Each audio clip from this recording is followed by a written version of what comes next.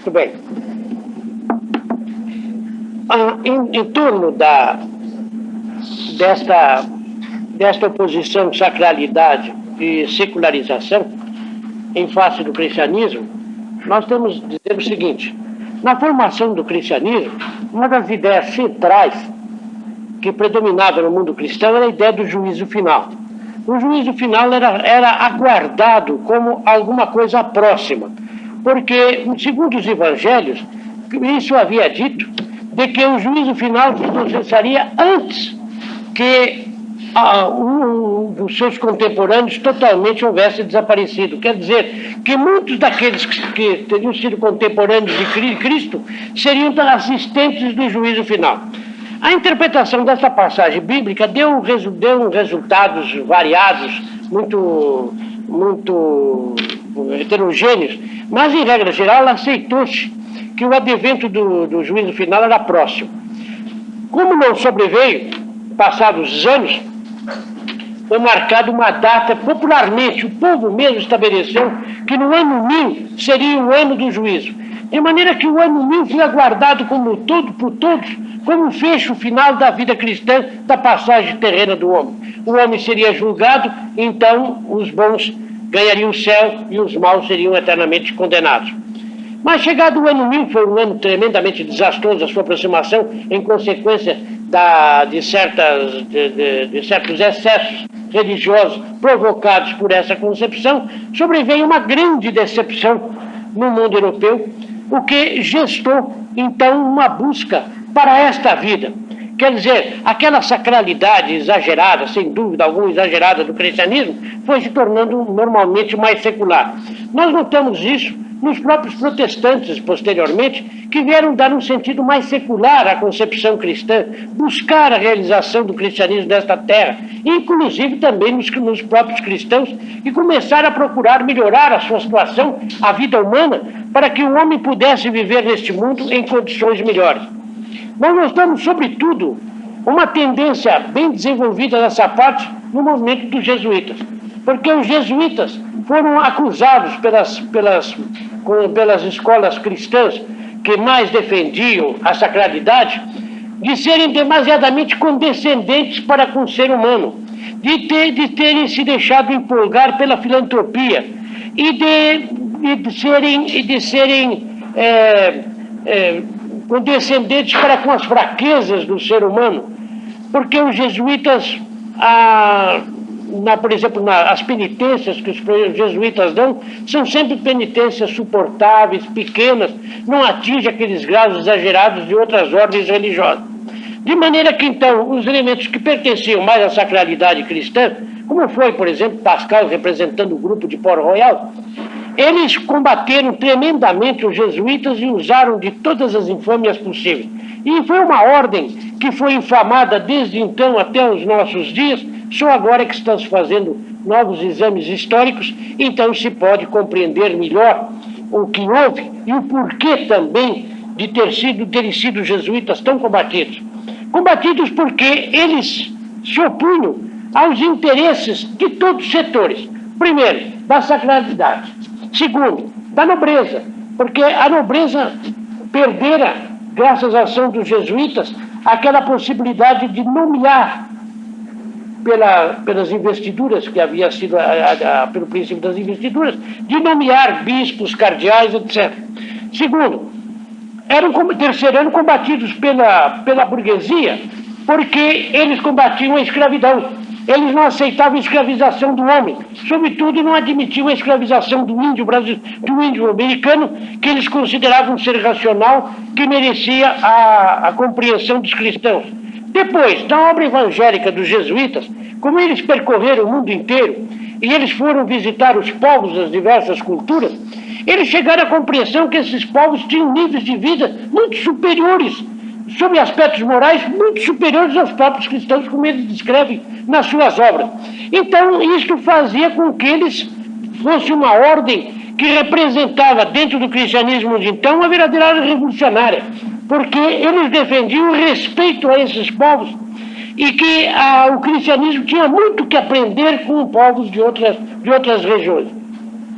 Como a Sociedade de Jesus foi, nesse período, o ponto alto da igreja, porque representava as maiores cabeças que a igreja possuía, e eles desenvolveram não só a filosofia, como a própria ciência moderna, que, note-se, que todos os grandes cientistas, criadores da ciência moderna, são ex-alunos de jesuítas, ou foram pelos jesuítas educados e preparados.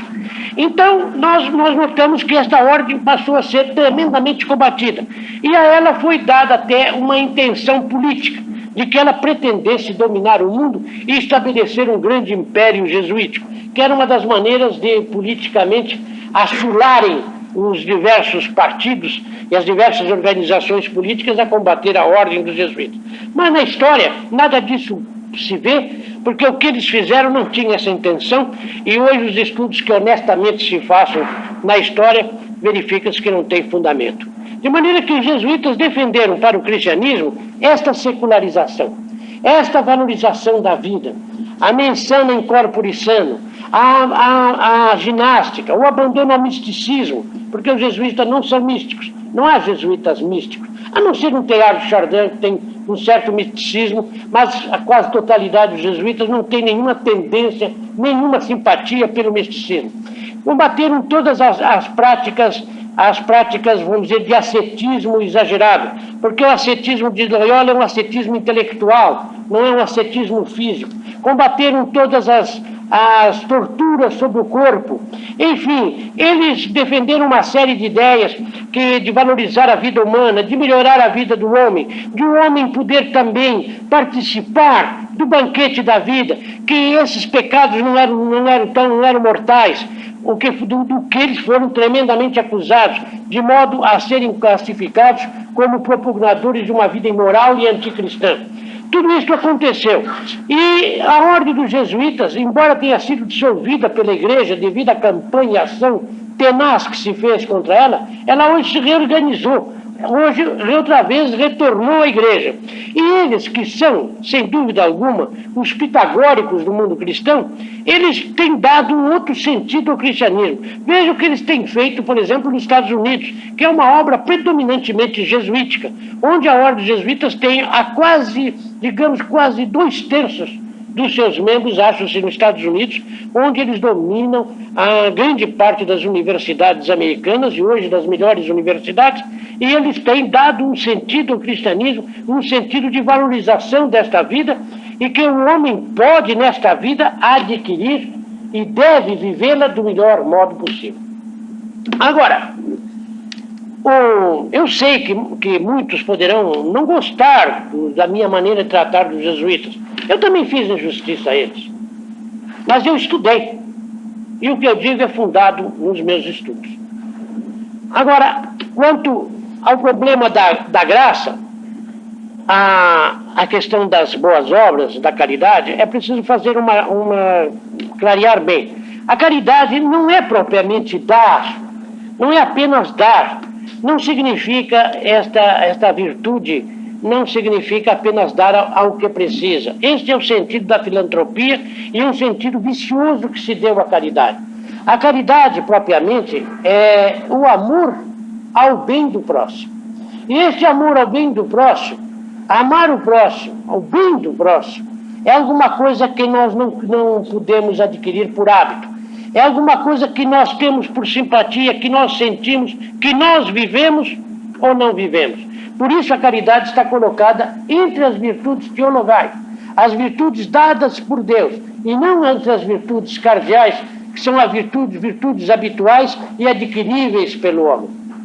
De maneira que o que nós chamamos de cristianismo aquariano, ou de aquário, usando esta expressão da mitologia, e expressão também usada pelos astrólogos, não tem normalmente o sentido da astrologia, mas tem na sua simbólica, significa um cristianismo do homem coletivo, porque o cristianismo é realmente uma religião do homem, mas do homem no sentido racional, porque o principal caráter do cristianismo é a vigilância racional. Não é a religião dos sentidos, não é a religião da afetividade, é a religião da intelectualidade, é a religião do homem inteligente, do homem que reflete, do homem criador. O cristianismo é a religião do homem que não pode mais voltar para a animalidade, do homem que tem que seguir o seu caminho humano. Este é o sentido verdadeiro do cristianismo. Agora, que haja cristãos que deturpem ou que desviem o cristianismo, seu sentido, isso é outra coisa. Mas o sentido do cristianismo de Aquário tomará este rumo. Será um cristianismo para o homem coletivo, para que o homem realize nesta terra a maior soma de bem-estar possível, mas sem ociosidade. Sem que a ociosidade possa ser a fonte de novos vícios. Sem que a ociosidade possa levar o homem às práticas que o degenerarão. Porque este é o perigo que se apresenta. Apresenta, sobretudo, a mente dos grandes homens dos Estados Unidos. Porque hoje os Estados Unidos podem diminuir as horas de trabalho no máximo para 4, mas não o fazem, porque não sabem o que vai acontecer com uma população ociosa que não sabe aplicar o seu tempo, que pensa que aplicar o seu tempo é ouvir rádio, ouvir televisão, ver cinema, ir a teatro, e não tem uma vida interior, não desenvolveu a sua capacidade de meditação, não desenvolveu a sua intelectualidade, e consequentemente irá para bares, irá para o vício, irá para as práticas que irão degenerar o homem, porque o ócio em todas as épocas humanas foi o início da deturpação dos povos. Então, é preciso pensar que este cristianismo é um cristianismo que exige do homem trabalho. Este cristianismo de Aquário é um cristianismo que exige do homem a sua aplicação intelectual. Este homem tem que desenvolver, dentro do caminho do saber, a sua mente para que ele não seja presa fácil dos vícios. Esse cristianismo que eu defendo, é esse cristianismo que eu acho possível. E é um cristianismo que tem suficiente base mística para poder entusiasmar também a muitos que estão hoje indiferentes ante a realidade. E porque é uma constante histórica que nós não podemos deixar de respeitar. Sem alguma coisa que ligue o homem a algo transcendental, embora haja psicólogos que digam o contrário, mas sem fundamento, porque um caso ou outro excepcional não serve de base. Sem isso, o homem não se sente tranquilo, o homem não se sente seguro, o homem não se liberta da sua angústia, o homem não é capaz de projetar-se para um futuro melhor. Se há exceções, se nós encontramos ateus que foram exemplos de dignidade, esses são exceções, mas nós não podemos criar uma humanidade sobre exceções. Nós temos que criar uma nova humanidade sobre a regra geral. E a regra geral é esta: o homem só encontra um equilíbrio dentro de si, a segurança, quando crê em algum princípio superior, quando se sente, de certo modo, assegurado por um poder que o sustente, que possa servi-lo, que ele saiba que amanhã, no cumprimento do seu dever, não está se abrindo as portas para o seu próprio mal. Ele possa então confiar como Pitágoras aconselhava aos seus discípulos. Lembrai-vos que os deuses sempre pouparam os sábios dos grandes males. Acreditai na sabedoria, acreditai no conhecimento, acreditai nesta luta pela elevação do homem, que ireis vos afastar cada vez mais dos males que afetam aqueles que não têm essa preparação. Este é o problema. O desenvolvimento do bem-estar humano, o desenvolvimento que a técnica e a ciência moderna podem nos dar, o progresso que ela pode nos oferecer, pode também ser o grande perigo para o homem, pode ser a grande destruição do homem, porque o homem no luxo, na ociosidade, poderá decair e chegar então a graus de inferioridade que ele jamais atingiu em todo o decorrer da sua existência. Estou aceitando novas perguntas. Eu queria que o professor me dissesse, baseado em que diz que nós não podemos ter uma salvação, se não baseado numa força transcendental, não. Se não apoiado por átomo. Eu queria saber em que o professor baseia, objetivamente. Pois não. A pergunta que me foi feita é a seguinte: em que eu me baseio para afirmar que o ser humano só possa salvar-se na crença de um ser transcendental? Bem, eu não disse isso propriamente. Eu disse que aqueles que sentem-se angustiados necessitam desta crença. Mas eu creio, e isto creio e sei, porque tenho me dedicado a estudar, que o ser humano não pode viver dentro de uma situação agnóstica, cética ou ateia. Porque todas essas situações foram passageiras da história. E elas não produziram bons frutos. Ao contrário, produziram os piores frutos que a humanidade colheu. O ser humano precisa ter uma crença, mas uma crença séria, uma crença racional, uma crença robusta, uma crença bem fundada. Esse trabalho para a formação de uma crença racional, bem fundada, em condições de bases filosóficas com demonstrações rigorosas, foi o que pretenderam fazer e o fizeram em grande parte os escolares.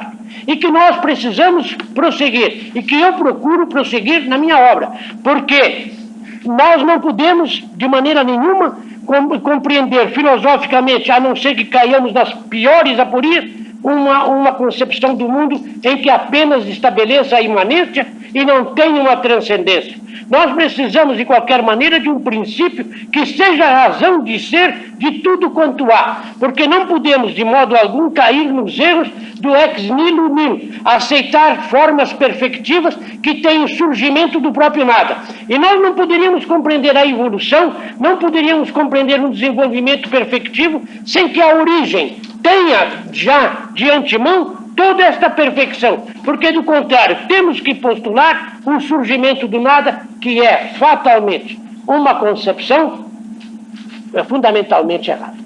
Mas eu acho que o professor se apega a uma hipótese. Até agora, o que eu estou aceitando, professor, é uma hipótese. Vai ficar na hipótese porque o interlocutor ainda não me convenceu. Certo. O interlocutor alega que a minha posição é apenas hipotética, fundada apenas numa concepção hipotética. É lógico que se nós desejássemos aqui fazermos a prova e a demonstração rigorosa da nossa posição, não poderíamos fazer nem 10 minutos, nem em uma palestra, teriam que ser várias palestras. Essas demonstrações exigem que se pesquisem em diversos aspectos da filosofia que não podem ser feitos assim momentaneamente. Não se pode, por exemplo, provar a existência de um ser transcendente em poucas palavras.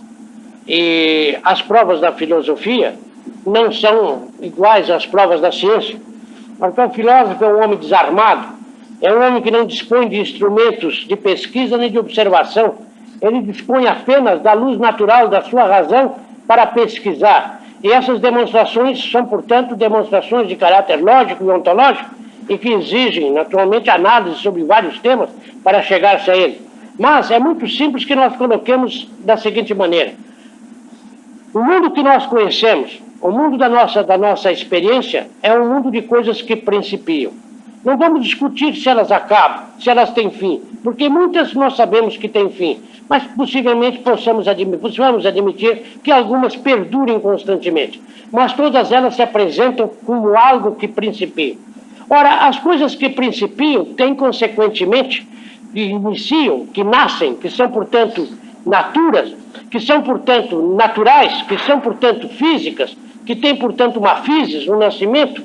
Essas coisas todas, elas têm que ter, naturalmente, um princípio de onde elas obtiveram o próprio ser. Ou então elas têm de si mesmas. Neste caso, existiriam antes de existir. Ou receberam do nada. E neste caso, nós cairíamos no absurdo. Ou tem que receber de um outro ser antecedente, do qual dependa, de onde pende este ser que elas têm. Na admissão disto, nós poderíamos chegar, então, a uma série. E esta série não pode ser infinita devido aos absurdos todos que ela contém. Temos que aceitar um princípio que seja a fonte e origem de todos os entes. Este princípio, que é fonte e origem de todos os entes, deve conter com antecedência toda a perfeição possível de atualizar-se, porque, do contrário, as perfeições posteriores teriam sobrevindo do nada, o que é absurdo. Então, este ser tem que ser, de certo modo, omniperfeito. Ele tem que ter uma uniperfeição.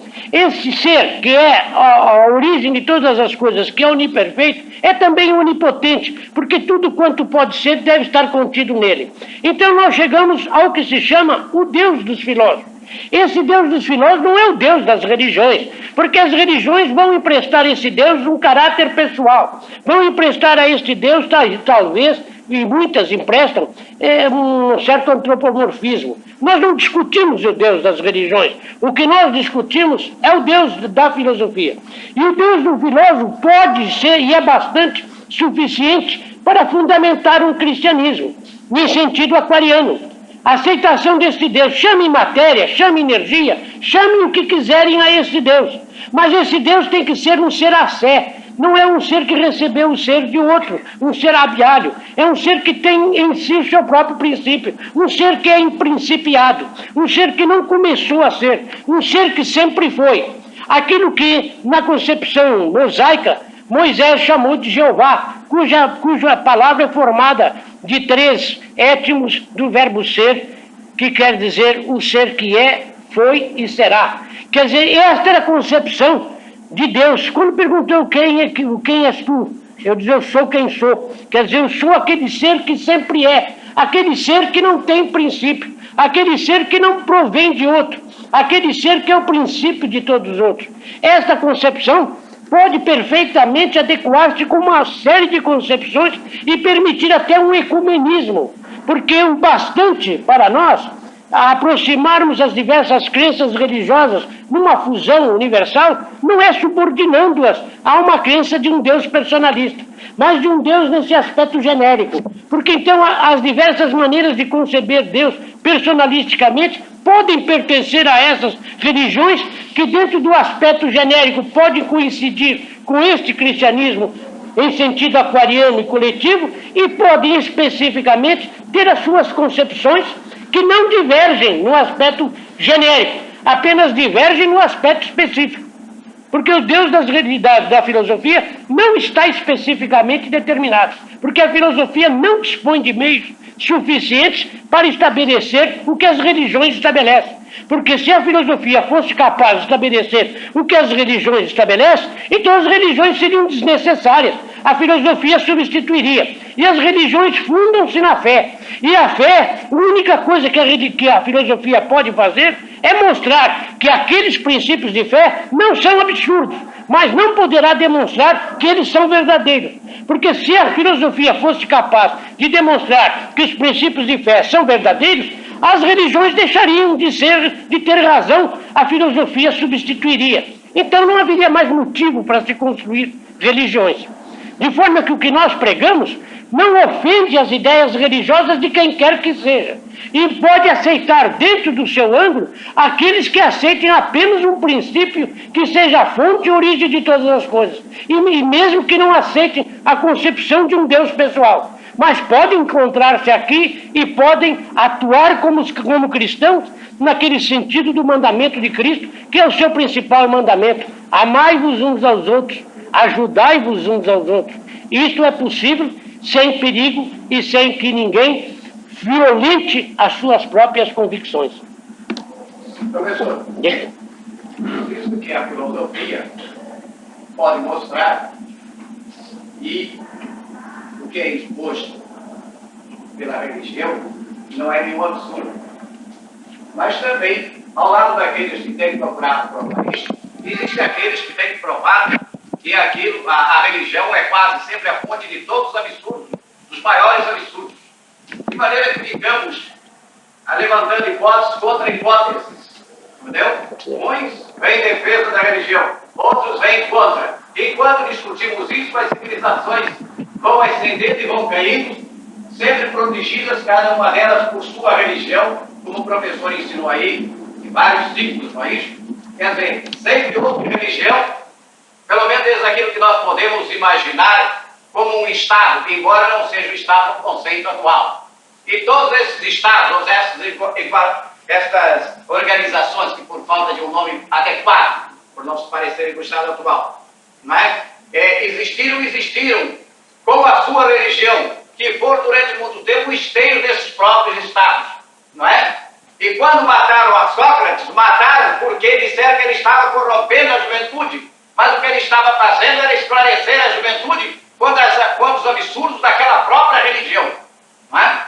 De maneira que as religiões não têm salvado, vamos ver, essas organizações, com todas as religiões, com todos os deuses, unos ou diversos, essas civilizações se têm enterrado. Então ficamos nesse jogo de hipóteses. E eu acho que para a solução daquilo que o professor apresenta, como seria a solução ideal do cristianismo, nós teremos que sair para outro campo, deixar essas partes ainda aos estudiosos, aqueles cérebros privilegiados, e sairmos por outro meio procurar a solução da harmonia entre as criaturas, deixando um pouco esses assuntos para aqueles que tenham capacidade para discuti-los, para estudá-los, para quando chegarem a uma conclusão que baste a resolução dos problemas sociais, então aplicarem o que foi o fruto dos seus estudos. Mas por hora nós temos que atacar de frente um problema social, podemos fazê-lo pelo amor do próximo, pela solidariedade humana, sem invocar Deus e seja de que espécie for. Esse é que é o problema. Uma parte, sim, uma frase. Né? Ainda bem que o professor, né, fala da harmonia entre as criaturas. Isso subentende o Criador. O senhor se enganou de coisa desviada. Quando eu uso criatura, criatura é um termo usual, não nesse de que seja o fruto de um criador. Compreendeu? Eu não me lembro do criador quando falo em criatura. Eu emprego o termo criatura para não empregar o termo homem que nós empregamos, porque de modo geral é um termo idiota egoísta que exclui a mulher. E o termo criatura inclui o homem e a mulher. Por isso que há muito tempo eu uso esse termo. E não vou às subtilezas filológicas. Aqui podia ir porque eu sou professor de português. Professor, dá-me licença. O que caracteriza? Ah, sim. Olha aqui. Então está bem, está bem. Eu depois... O doutor Nilton José que pediu a palavra. está bem, está bem, está bem. É que acumula depois a matéria a ser respondida. Eu me perco, né? As palavras que eu vou dizer não têm um caráter correspondente. Eu aguardo um esclarecimento aqui do professor Mário Ferreira Santos sobre o seguinte. Na evolução da humanidade, nós nunca encontramos as forças destrutivas num grau tão alto como encontramos atualmente. De maneira que a impressão que se tem, quando se acredita nisso, é que não há possibilidade de superar essas forças destrutivas. Chegamos a um ponto, como o Einstein assinalou, que a humanidade tem possibilidade de se autodestruir. O senhor acenou aqui com a coragem daqueles que querem o bem da humanidade. Essa coragem, por maior que seja, por mais extraordinária, por mais heróica que seja, todos nós tememos que não seja suficiente para superar as forças do mal. Numa reunião de generais na Alemanha hitlerista, numa mesa redonda, um deles levantou a ideia da existência de Deus. Então, um deles respondeu: Deus não existe. Se ele existisse, nós não existiríamos. Ele não... Agora, eu perguntaria se no seu estudo sistemático da evolução do homem, se o senhor encontra alguma esperança na superação dessa fase de angústia. Se nós temos elementos para conseguir vencer essa fase verdadeiramente de intenso sofrimento. Porque todos nós tememos um ocaso completo da humanidade e que ela possa... Eu vejo que essa tendência a tendência masoquista parece ter chegado a uma força tal que pode, inclusive, liquidar a própria humanidade. Eu pergunto se o senhor reconhece, nessa humanidade como ela está hoje, forças para conseguir superar o estado de crise. Bom, como já foram feitas diversas perguntas, eu tenho que responder primeiro a essa e depois daria a palavra aqui. O José tinha que pedir. Ao doutor José. Em seguida, daria a palavra. Porque necessito, senão eu me perco e depois não poderei responder que aqui há algumas objeções que precisam ser resolvidas. Na questão do ateísmo, propriamente não se conhece nenhum grande filósofo ateísta. Não há. Grande mesmo não há. Porque o que nós temos que considerar grande na filosofia? Na filosofia temos que considerar grande aquele que foi capaz de realizar grandes obras. E as grandes obras filosóficas não foram feitas por ateístas, em primeiro lugar. Agora, em segundo lugar, a concepção, por exemplo, do Deus dos filósofos, que é combatida pelas religiões, é aceita por muitos filósofos indevidamente chamados ateístas, porque eles eram ateístas no sentido do teísmo das religiões, como Sócrates era chamado ateísta no sentido do teísmo da religião grega. Mas ele não era ateu no seu sentido pessoal, porque ele acreditava no seu Deus. Ele não acreditava era nos deuses que a mitologia havia construído. Esse era o ateísmo dele, de maneira que o ateísmo pode ser relativo, pode ser em relação a um determinado Deus. Alguém pode ser ateu em relação a Brahma, e pode não ser ateu em relação, por exemplo, ao Tao, que é uma divindade não caracterizada e não determinada. Na concepção, por exemplo, chinesa, que não tem caracterização nem pessoal, pode ser, por exemplo, ateu em relação à divindade budista e pode não ser ateu em relação a outra divindade. De maneira que o ateísmo deve se compreender assim. O que os filósofos consideram seu Deus e é combatido tenazmente pelos católicos e também pelas religiões, é o seguinte: eles admitem que há um princípio que é a origem de todas as coisas, cujo princípio tem todo o poder para que as coisas surjam, que dá as coisas, porque eles não vão defender uma tese do ex nihilo, do ex nihilo, porque admitir que o nada seja capaz de dar alguma coisa, se o nada não tem, é cair numa contradição que simultaneamente nós estamos afirmando que o nada não tem e simultaneamente estamos afirmando que o nada dá o que não tem.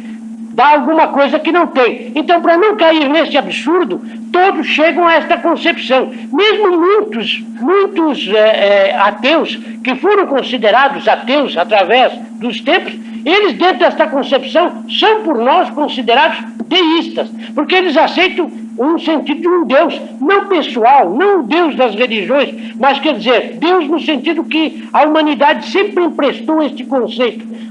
Um ser todo-poderoso que é a fonte e que regula e que de onde surgem todos os outros. Esta concepção é universal de todos os grandes homens da humanidade. Agora, quanto à questão dos dogmas e quanto às questões das ideias religiosas e da filosofia demonstrar, como disse, a filosofia não demonstra a verdade, como a lógica também não demonstra a verdade de coisa alguma. A lógica apenas pode nos guiar para evitar que nos erre. A demonstração da verdade cabe a outras providências que não são as propriamente lógicas.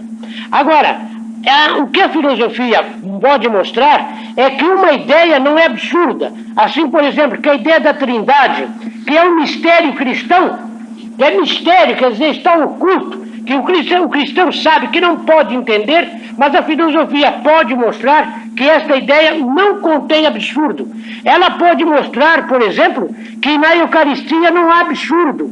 Ela pode mostrar, em suma, que não há absurdo em diversas concepções. Mas não prova que essas concepções sejam verdadeiras. Isso não cabe à filosofia. Nem cabe à religião, que a religião não prova a sua verdade. A religião propõe a sua verdade. O homem aceita por fé. Senão a religião deixaria de ser religião. A religião que caracteriza sempre é uma crença que brota da fé. Ela não brota da ciência. Porque se ela brotasse da ciência, ela já não seria mais religião.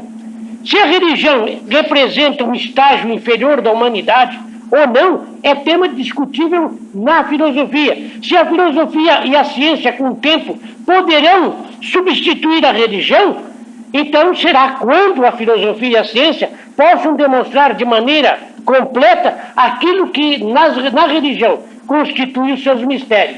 Ora, nós sabemos que nos estudos sobre a aporética, que é uma parte da dialética, que se dedica aos estudos das dificuldades teóricas, nós sabemos que toda concepção, por melhor construída que seja, ela sempre deixa diversas aporias insolúveis, que passam a ser os problemas a desafiar a angústia dos futuros estudiosos. E nós verificamos, então, e pode-se aporeticamente estabelecer o valor de uma doutrina pelo número das suas aporias. Por exemplo, uma doutrina que apresente duas aporias, quer dizer, tem duas dificuldades teóricas que não estão solucionados, ela é, teoricamente, mais sólida que uma concepção que apresenta 3 ou 4 ou 5 aporias. De maneira que nós podemos avaliar o valor de uma concepção pelo número das suas aporias.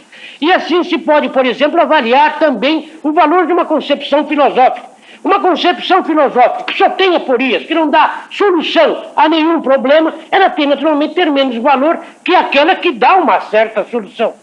De maneira que nós não estamos aqui defendendo uma ideia religiosa esta ou aquela.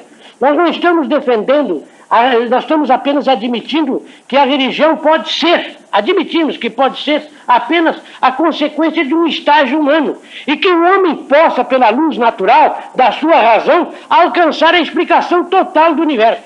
Admitimos. Embora os religiosos digam que não, que há sempre aqueles mistérios que o homem, nesta vida, pro-estatuísta, no estado de queda, de pecado em que ele se encontra, pelas suas infirmitas, pela sua fraqueza, pela sua ignorância natural, pelas suas limitações naturais, este homem jamais conseguirá resolver esses mistérios, cuja solução só lhe poderá ser dada numa outra vida, nessa não. Entretanto, existe muitos que concebem que o homem, pela luz natural, poderá não dar a solução no sentido das religiões, mas pode dar a solução no sentido da filosofia. E esta é a concepção em que eu me coloco. As religiões eu respeito, cada um tem a que tiver, eu tenho a minha, guardo. Agora, nas ideias, nas concepções religiosas, as religiões dizem que não basta apenas a prática deste ato de respeito e de veneração a um princípio superior, interna, apenas intrínseco. Ela precisa também exteriorizar-se, ela deve manifestar-se em rituais, porque tem um poder exemplar e seria uma reverência mais justa em face dos outros. É uma matéria discutível, é uma matéria de teologia. Mas para os pitagóricos, em cujo espelho eu me miro, em cuja orientação eu sigo, porque considero que foram eles os grandes iniciadores da filosofia e que abriram as portas para os grandes caminhos do pensamento humano, para eles estabeleciam isto. A religião, nós as respeitamos todas, mas cada um de nós conservará para si a sua crença. Agora, qual é o nosso trabalho? É estudar, é analisar, é procurar solucionar dentro dos meios naturais do homem o que o homem possa solucionar. E para eles julgavam que os limites estavam muito longe e que o homem tinha possibilidades, portanto, imensas de percorrer dentro do pensamento e encontrar uma solução. Quanto a dizer-se que o nosso problema atual é um problema puramente econômico, puramente político, puramente social, puramente da vida prática, a religião pertence também à filosofia prática, e que a religião não interessa para a solução dos problemas, estamos enganados. Porque a falta de crença... Ela não interessa. Por enquanto há uma hipótese, não podemos resolver problemas objetivos com hipótese. Agora, o que nós não podemos deixar de reconhecer é que se as massas não tiverem uma crença em algum princípio superior, não poderão estabelecer uma ética segura e não teremos então possibilidade de poder viver e despertar nos seres humanos uma convivência, um amor ao próximo, se não tivermos alguma coisa de transcendental para dar a este homem. E isto por uma razão muito simples, porque aqueles que conhecem a psicologia humana sabem que o senhor e o outro são exceções, não são a regra geral. Porque aqueles que não precisam ter uma crença para cumprir o seu dever, mas porque basta o orgulho de serem humanos, de terem uma inteligência e de saber que o homem é capaz de realizar formas perfectivas cada vez superiores, então compromete-se consigo mesmo para realizá-las. Mas a maioria não é assim. A maioria precisa de algum temor, de alguma coisa para que ela siga. Nós não podemos culturalizar a humanidade, chegar ao nível do Senhor, esta humanidade toda. Não há mais tempo, não há mais possibilidade, não há meios. A solução pedagógica, ainda hoje eu comentava com a minha senhora sobre isso, quando ela lembrava que Lenin havia dito que a revolução tinha que recolher-se à pedagogia, em vista do malogro da Revolução Russa. E eu perguntei isso para ela, mas Lenin esqueceu uma coisa: a pedagogia exige mestres, e nós teriam que ter mestres, e eles não têm os mestres para poder guiar o povo russo a um melhor caminho. O nosso problema é este, que a criação de mestres leva muito tempo. Não se constrói um bom professor em meia dúzia de anos. É preciso uma longa experiência, é preciso tempo. E a população cresce numa velocidade maior do que pode crescer a formação de cérebros de escola. Então o nosso problema é gravíssimo. Nós hoje nos vemos ante um mundo que está cheio de universidades e cheio de escolas. E o nível cultural baixou nos últimos tempos de maneira impressionante, a ponto de alguns psicólogos e psiquiatras chegarem a afirmar que dentro de 10 ou 20 anos nós formaremos uma humanidade de estúpidos, de débeis mentais e de alucinados. Agora, em resposta... falta um momentinho, vou responder. Aqui, atendendo o pedido do outro interlocutor, a respeito das forças de autodestruição que existem no ser humano, elas são inegáveis, elas são típicas da criatura e do ser composto, porque os elementos componentes que formam uma nova estrutura, estão subordinados ao interesse da totalidade, mas cada um dos elementos componentes tem também o seu interesse próprio, tem o interesse da sua parte, e esse interesse colide com o interesse coletivo. E é por isso que nós nos decompomos, é por isso que tudo quanto é physis decompõe-se e se destrói. Mas, pergunta, será possível, será suficiente que a nossa coragem possa enfrentar essa autodestruição? Eu posso responder apenas com respostas contingentes, porque se eu fizesse uma resposta necessária, eu cairia apenas numa fé e não estaria me colocando numa posição filosófica. É possível que sim e é possível que não. Mas entre essas duas possibilidades, nós podemos escolher a daqueles que creem que é possível que sim. Então nós podemos também nos comprometer em atuar dentro dessa possibilidade. Se malograrmos, ficará pelo menos dentro de nós a satisfação de havermos cumprido o nosso dever e de termos realizado uma possibilidade nossa. E se amanhã houver um outro ser inteligente que possa saber da nossa história, poderá olhar para aqueles que amaram a coragem e que tiveram um gesto heróico de lutar contra a própria autodestruição com respeito por estes homens.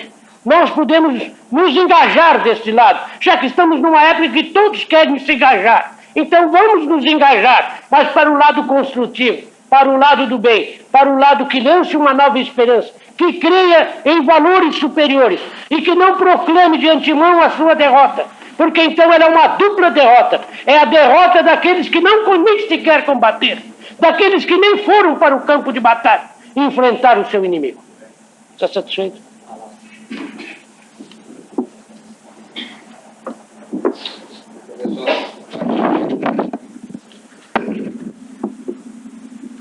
Eu me junto ao senhor, como Diógenes, simplesmente servindo de função de carregador do óleo para a lanterna que o senhor leva. E quero, antes de mais nada, agradecer a gentileza desse muito que o senhor nos deu, e nos sentimos também dentro de uma mesma obrigação, pelo menos da minha parte, de dar ao senhor, que vem pesquisando tão profundamente, algo que também é a nossa dúvida, que é a nossa preocupação. Efetivamente, o senhor, ao tratar do problema da religação do ser humano, o senhor abordou fundamentalmente o problema da angústia humana. E, ao traçar a linha evolutiva da civilização, desde as mais antigas formas até chegar a esse baluarte que vem a ser o cristianismo, eu, ateu, graças a Deus, sem nenhuma antinonímia, porque o senhor explicou suficientemente como é que o indivíduo pode ser ateu, e eu sou ateu de religiões, mas não posso sê-lo filosoficamente, seria negar-me a mim mesmo, absurdo que eu não posso perpetrar. Efetivamente, nos temos preocupado em verificar um problema muito grande que está levando a uma degeneração, cujos pontos o senhor apontou. Nós chamamos o problema da evolução humana, essencialmente, como um problema de racionalização da autoridade. O cristianismo não é, senão, substancialmente, sobre um dos seus múltiplos aspectos, o problema da racionalização da autoridade. Ou seja, livrar o ser humano do medo da própria divindade e tentar dar a ele um sucedâneo, o amor. A contradição que o senhor apontou na natureza humana é a mesma contradição que nós vemos entre o Antigo e o Novo Testamento. O cristianismo veio pretender dar termos objetivos a essa antinonímia que, se nós afundarmos um pouco mais, ela não é de um fator exterior, não é daquilo que está fora de nós, é a mesma antinonímia que já existe dentro de nós. Nós que temos este malveso de procurar na natureza humana, em seus diferentes estratos, onde está o bem e onde está o mal, ficamos muitas vezes preocupados em verificar que ainda temos muito de Satanás e pouco de Deus. E é justamente esta antinonímia aquela mesma que, por um mecanismo psicológico bastante conhecido de projeção no social, que transpõe a vida dos seres humanos em comunidade ou em coletividade, essa antinonímia tão clara, estabelecendo dois modos antagônicos em quaisquer condições, como a retratar essencialmente esta bipolaridade básica que se encerra dentro da natureza humana. Este é o primeiro aspecto da racionalização da autoridade. O outro aspecto importante da questão consiste precisamente nisso. Os povos, desde que se viram obrigados, por sua própria natureza, a uma comunidade, e o ser humano é um animal comunitário, não digo gregário, que seria estúpido, seria botarmos o ser humano de quatro ou de outra qualquer forma. Ele pode ser burro, mas por vontade própria, não como uma contingência biológica. Então, sendo este animal comunitário, efetivamente ele vem se preocupando intensamente em se ligar, não mais religar, mas em ligar a esse outro fora dele. Justamente, a civilização grega foi o ponto alto de uma civilização porque ela resolveu olhar para o homem dentro de si mesmo. Não só pesquisou as interdependências humanas, as inter-relações humanas, isto que hoje está sob o nome pomposo de relações humanas, mas também se preocupou profundamente, e nisso ninguém foi mais profundo, inicialmente, do que Sócrates, com a sua maiêutica, em fazer esse parto psíquico de cada um de nós, e que nos deu, essencialmente, a compreensão de que somente teríamos explicações para os fatos das interdependências e exteriores se nós olhássemos profundamente para dentro de nós. Portanto, o outro problema substancial é justamente a mudança que nos vemos obrigados a fazer de, antes de pretendermos uma explicação da comunidade humana, tentarmos explicar a si mesmo o próprio homem. É o segundo ponto em que nós nos detemos. Um terceiro ponto diz respeito, essencialmente, à condição do conhecimento, ou seja, daquilo que são as faculdades chamadas superiores, se nós usarmos o termo arcaico, ou se nós voltarmos a um processo mais moderno, aquilo que se chama a razão, a racionalidade do ser humano, e essa mesma irracionalidade que existe dentro do ser humano. Ninguém melhor do que Jung, embora não tenha sido original, investigou profundamente a natureza humana, afundando nos seus arcanos, e lá foi encontrando algo que hoje podemos dizer tende a construir uma antropologia e ainda mais uma arqueologia do próprio ser humano. Estamos verificando hoje, professor, uma coisa curiosa, que cada vez descemos mais em profundidade dos seres humanos e cada vez nos encontramos mais com os símbolos esses, que aqui o senhor fez tão bela referência já em 2 artigos, e ainda há pouco se referia a isso. Símbolos onde o racional e o irracional se intermisturam de uma forma indissolúvel. O que se pretende, através da consciência, é uma pretensa separação entre a racionalidade e a irracionalidade, ou seja, o primado da consciência.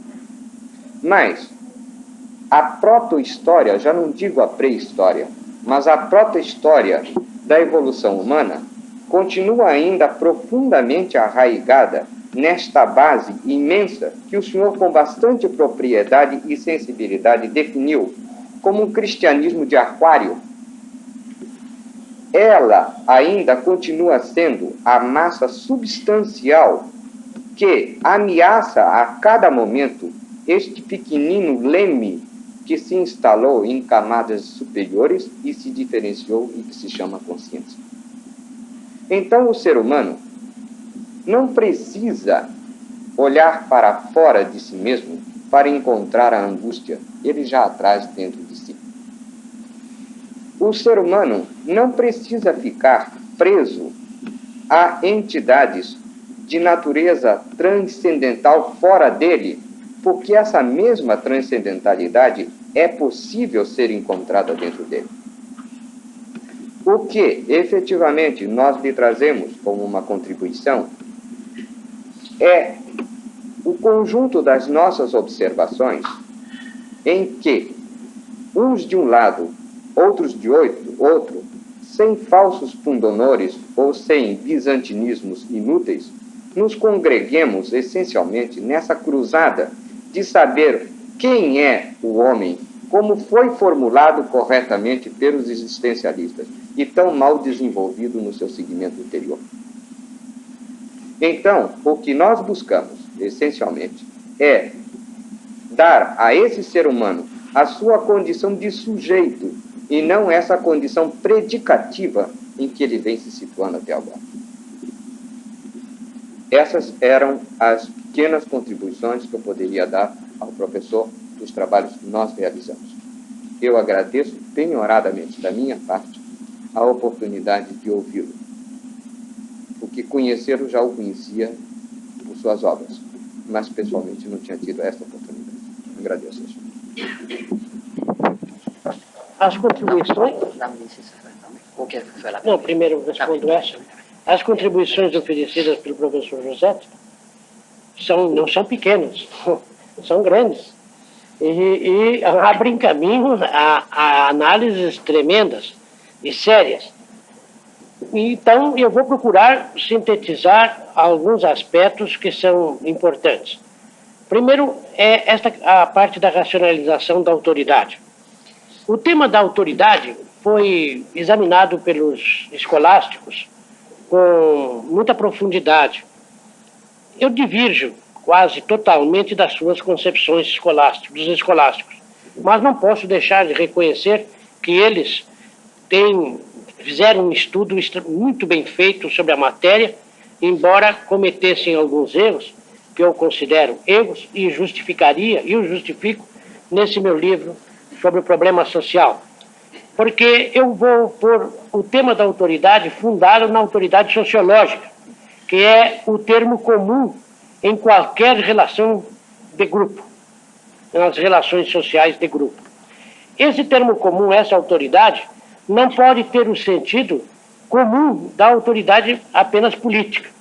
Deve ser a autoridade no sentido do que é o autor, do que analoga os opostos que mais ou menos se harmonizam.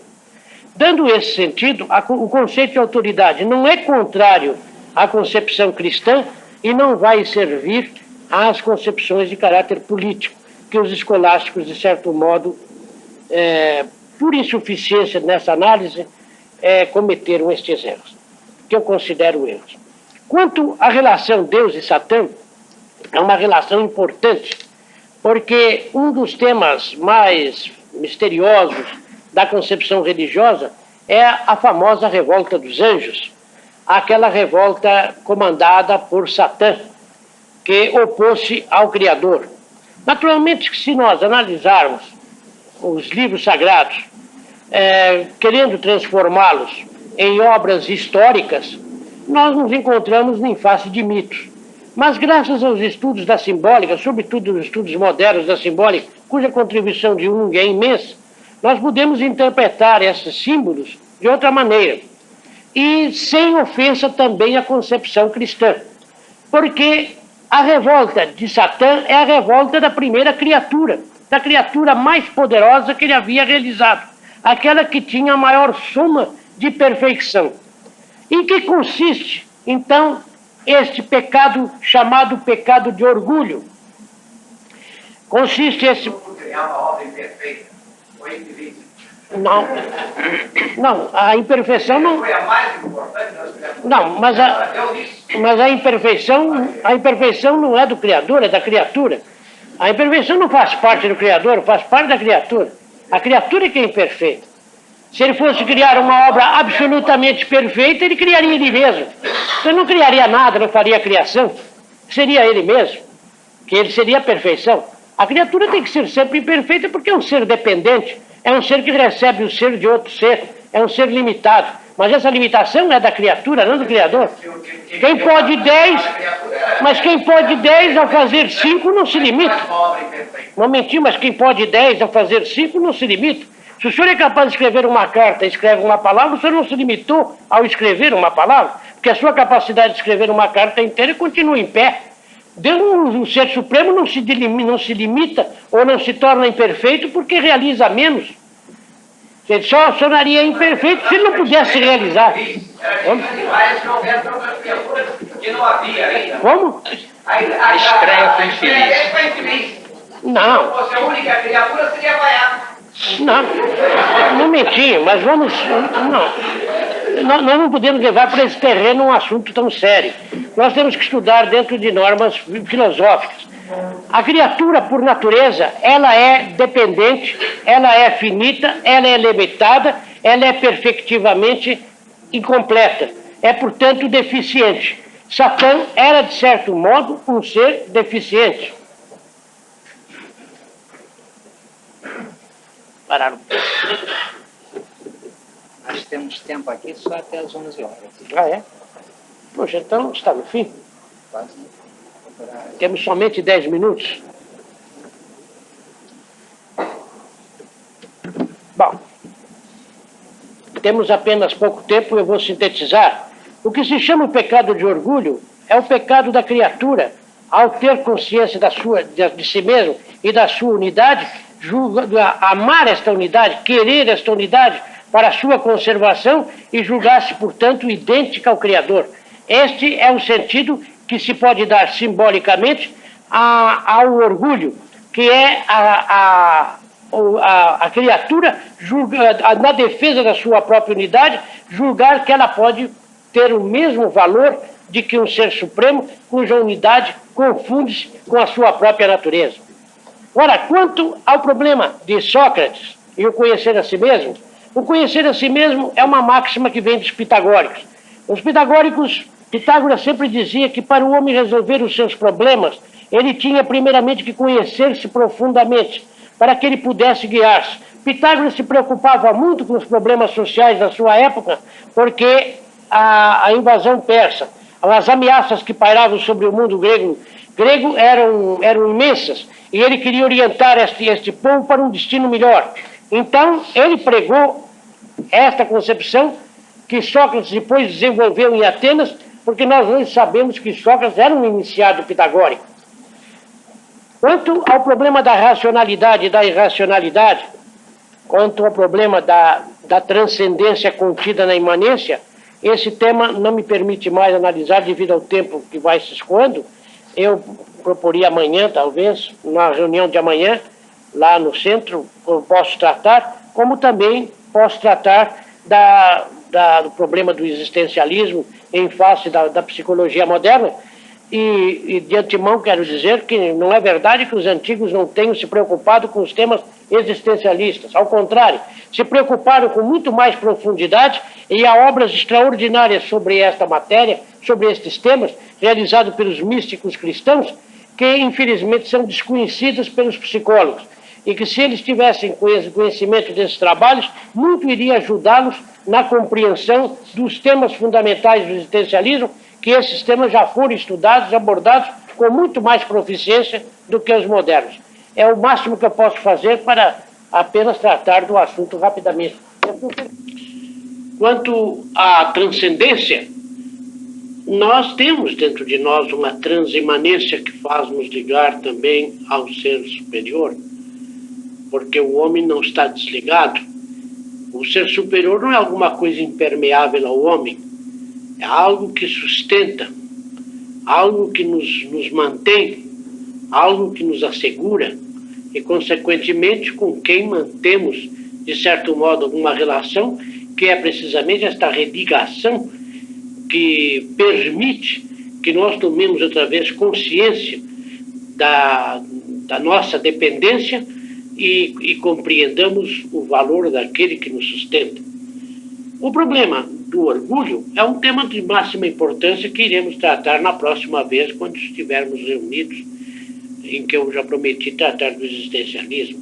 O que não se pode é tratar este tema de Deus e Satã fazendo chalaças ou procurando resolver pelas formas primárias de uma concepção sem fundamento. É necessário que compreendamos bem que a criatura, quando toma consciência de si mesma, julgando-se pela sua unidade, tem uma tendência a considerar-se igual ao Criador.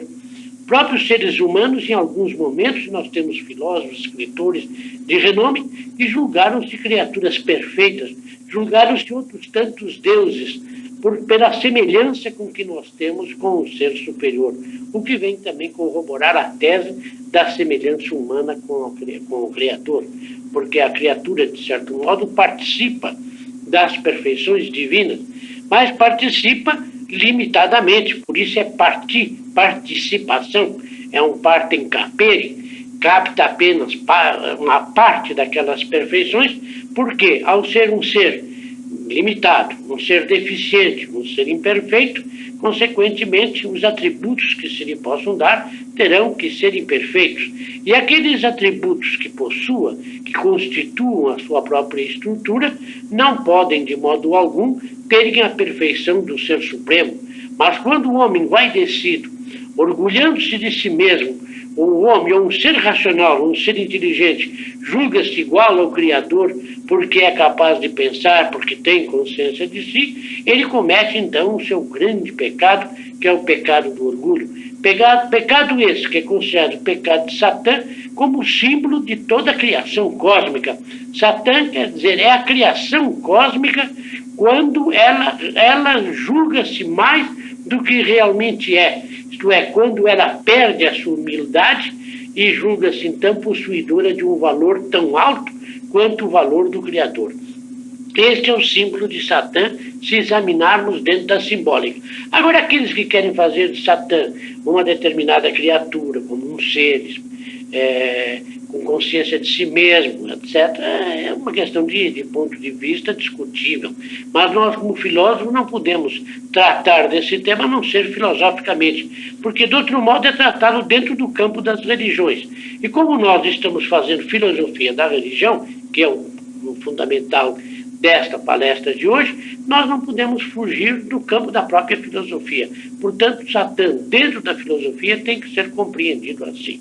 Agora, quanto à forma popular ou comum de entender Satã, e que alguns aqui tiveram oportunidade de se manifestar contrários, isso revela apenas uma maneira primária de conceber, que não tem